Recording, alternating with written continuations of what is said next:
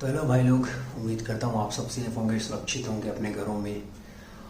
तो अभी सुबह के 5 बज रहे हैं और मैंने कुछ पंक्तियाँ लिखी हैं अपने देश में जो हालात चल रहे हैं, पूरे विश्व में चल रहा है पर खासकर अपने देश में। तो उन पर कुछ पंक्तियाँ लिखी हैं तो मैं सुना रहा हूँ, बताइएगा आपको कैसा लगा। तो शुरू कर रहा हूँ कि समझ तो है इनमें पर शायद समझदार नहीं, कि समझ तो है इनमें पर शायद समझदार नहीं है। लॉकडाउन का ये कदम शायद बेकार नहीं है।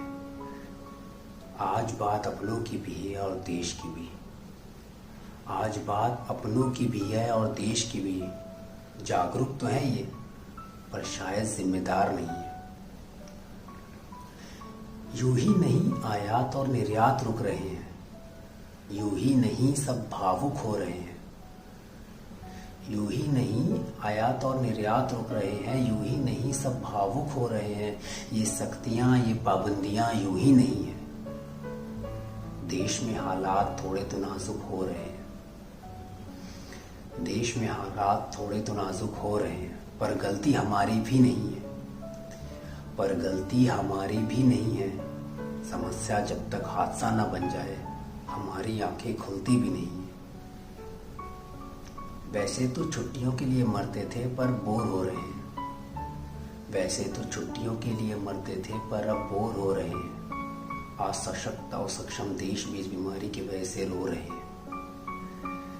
इनकी गलतियों से सीखने का मौका मिला था, इनकी गलतियों से सीखने का मौका मिला था।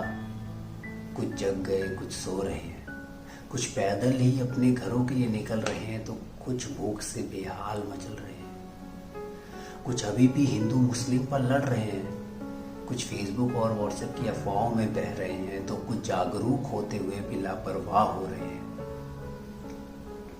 यहाँ सबकी अपनी कथा है, यहाँ सबकी अपनी व्यथा है। दिक्कतें सबको हैं, परेशानियों से कौन बचा है। पर अभी भी वक्त है समझने का, पर अभी भी वक्त है समझने का, संभलने का, घरों में रहने का, अपनों के साथ रहने का, प्रण करने का। कि स्थिति गंभीर हो इससे पहले हम गंभीर हो जाते हैं, कि स्थिति गंभीर हो इससे पहले हम गंभीर हो जाते हैं। लड़कर नहीं घर रहकर इस बीमारी को हराते हैं। तो इसी के साथ बताइएगा आपको ये पंक्तियाँ कैसी लगी।